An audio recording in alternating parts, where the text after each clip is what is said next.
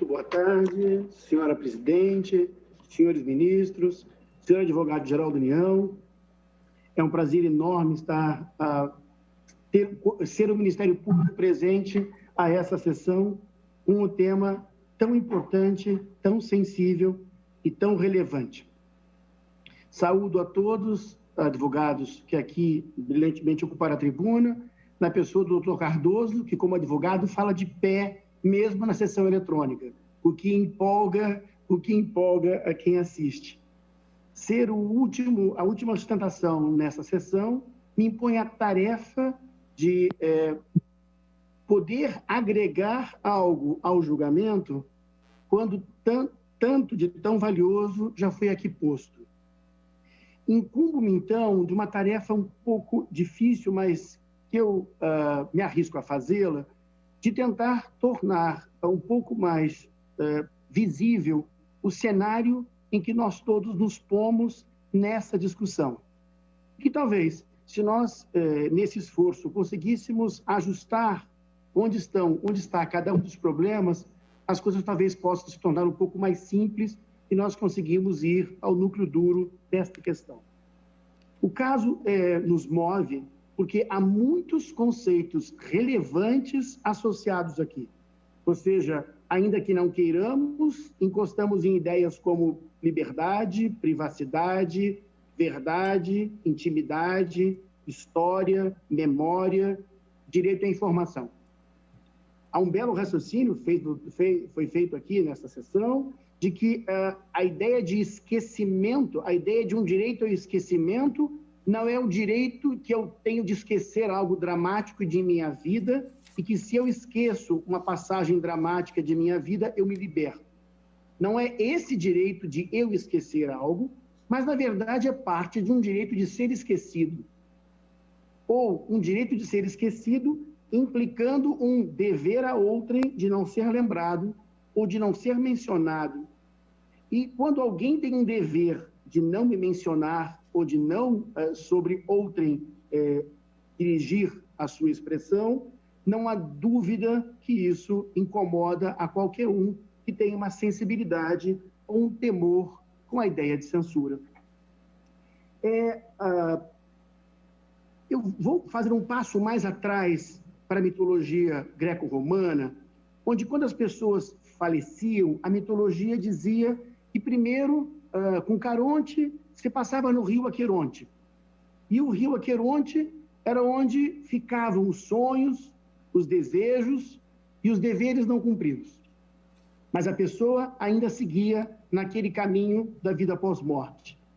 Mas em Hades tinha um rio muito importante, que era o rio Lete, que era o rio em que se esquecia tudo aquilo que se havia vivido, para que a vida após a morte, ou talvez uma reencarnação, fosse liberada por completo, havia o rio Lete, esse que apagava tudo que se tinha vivido. A palavra grega, ao rio Lete, decorre a palavra grega aletheia, que é o antônimo do rio Lete. E a aletheia, em grego, é justamente verdade e realidade. De certo modo, na mitologia grega e no léxico grego, o oposto ao esquecimento, o antagônico ao esquecimento, era a verdade e a realidade. Sinto que talvez seja isso que tanto move todo mundo, neste caso, com tamanha preocupação e com tamanha mobilidade nisto. Ainda se salta de Roma e da antiguidade clássica para o presente ou talvez para o futuro. É importante quando vemos alguns amiticuri de plataformas de internet que nós também aqui não misturemos ou não demos um tratamento uniforme a uma outra realidade, que é a realidade da superexposição na internet. Então, o caso posto aqui é um caso de jornalismo, de televisão, de livro, de história pretérita. E que nós não examinemos esse tipo de observação do presente com relação ao passado, juntando na mesma dicção o tratamento com relação ao que se passa em redes sociais, em bases de dados e aí sim há jurisprudência internacional sobre o tema, mas justamente lidando com esta capacidade de superexposição das pessoas e superarmazenamento de dados. É importante que nós separemos, façamos um expandir cada uma dessas etapas para que o julgamento fique um pouco menos dificultoso, que é o que eu pretendo fazer em minha fala. E caminho agora para dois grandes eixos que me inquietam. O primeiro desses eixos é a questão de que o quanto o tempo, e o doutor Cardoso foi quem melhor chegou a este ponto, que eu aprofundo, o quanto que o tempo muda a realidade das coisas. Porque o que estamos aqui ao lidar ao redor de esquecimento, se esse é o melhor nome para o problema, esse é o tópico que padronizamos aqui, esse tempo, o tempo tem condições de mudar tão profundamente a realidade, as liberdades e a Constituição. Aquilo que eu posso dizer hoje, o tempo fará com que prescreva, decaia ou desapareça a minha possibilidade de falar, de dizer, de expressar? Essa simplificação que eu tento fazer do problema ao dizer que a liberdade de expressão existe no presente, existe no passado e existe no futuro, em princípio, e tentarmos sustentar por mais humanitários argumentos de que o transcurso do tempo pode mudar a liberdade de expressão e, como alguns aqui dizem, os perigos que podem haver sobre esta alegação, é o que me move nesta tribuna. Ou seja, a pretensa ideia de um direito ao esquecimento é extrair do transcurso do tempo uma possibilidade de afetar a liberdade de expressão. Se a liberdade de expressão, se o que hoje é livre de se dizer, será que o tempo passará e essa liberdade caducará? Como se essa liberdade de expressão tivesse um prazo de validade numa sociedade livre e democrática. Se aquilo que é público, aquilo que foi noticiado hoje, que é a história acontecendo hoje, pode ser noticiada, porque o transcurso dos anos fará isso desaparecer. Esse esforço de volume para que o tempo possa mudar a liberdade de expressão, a meu sentir, é atrativo, mas me parece pouco compatível com o modelo de liberdade da Constituição. Falo em liberdade, não falo em irresponsabilidade.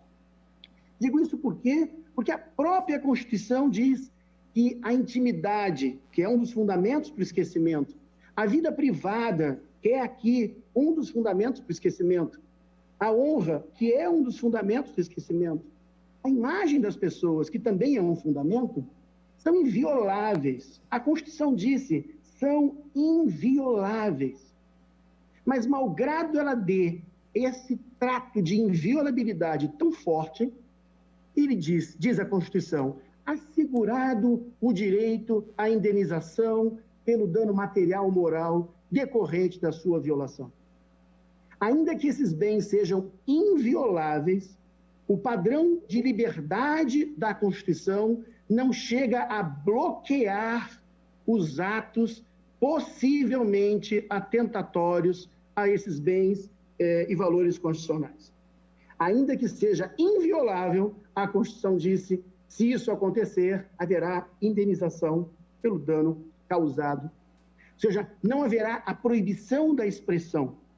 A dúvida, a dificuldade em controlar-se isso a priori, que é um temor que vemos alguns na Corte sustentar, fez com que o Constituinte dissesse, ora, isto é de absoluta proteção, inviolável. Mas a resposta jurídica a isso é a indenização. Gostaria, já caminhando para o fim do meu raciocínio, é que há também um problema lógico-jurídico que me inquieta nesta questão. É de que até que ponto vai a capacidade do direito de mudar a verdade, a realidade, a aletheia.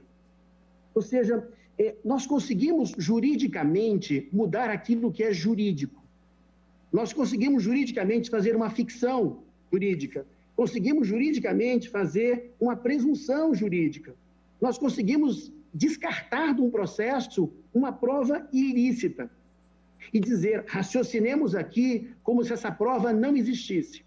Mas a pretensão de que o jurídico possa se descolar da realidade, do factual e do histórico, acho uma pretensão exagerada, que me parece nem mesmo o Constituinte quis fazê-lo quando quis proteger bens invioláveis como intimidade, vida privada, honra e mais.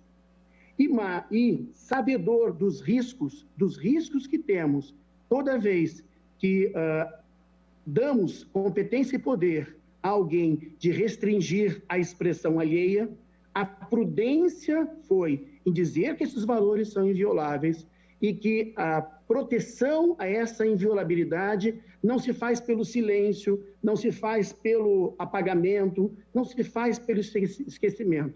Se faz pelo controle do abuso, se faz pela indenização, se faz pelo excesso, porque abuso sempre pode haver no presente, na notícia de alguma coisa, como também na replicação disso no futuro. Enfim, o que pode parecer uma solução simplista ou apaziguadora, me parece que as regras que valem para o presente, de liberdade de expressão, também valem para o futuro. Aquilo que pode ser dito, pode ser dito. E aquilo que então foi abuso, agora também repetido, também será abuso e será reprimido nos termos da Constituição. Mudar a realidade, mudar a verdade é assaz delicado e assaz perigoso. O poeta gaúcho, como nossa presidente da sessão de hoje, Mário Quintana, diz que a imaginação é a memória que enlouqueceu. Quando nós podemos mudar a memória, quando podemos mudar o passado ou alterá-lo, tá? Quando o direito pode fazer isso, passamos a ter dúvidas sobre a verdade e a realidade e passamos a ter muito mais imaginação e muito mais versão. Por conta da impossibilidade de mudarmos o acontecido, de mudarmos o que é e permitimos que só com liberdade se corrige mais liberdade, é que entende o Ministério Público que a disciplina aqui dos fatos pretéritos examinados do presente não é abalada pelo transcurso do tempo. Ela pode ser sopesada e algo que outrora não for abusivo, hoje possa ser. Mas o direito de impor o silêncio sobre o já ocorrido é extremamente violento e de difícil controle a priori num bio de indemnidade para aquele pequeno sensor que todas as pessoas podem ter no fundo da sua alma ou do seu coração não violentamente democrático. Por isso, entende o Ministério Público que o mais prudente no tratamento do caso é a manutenção, mesmo com o transcurso do tempo, da disciplina que fazemos aos atos, às comunicações e às expressões do presente. Era isso que gostaríamos de partilhar com a Corte. Muito obrigado.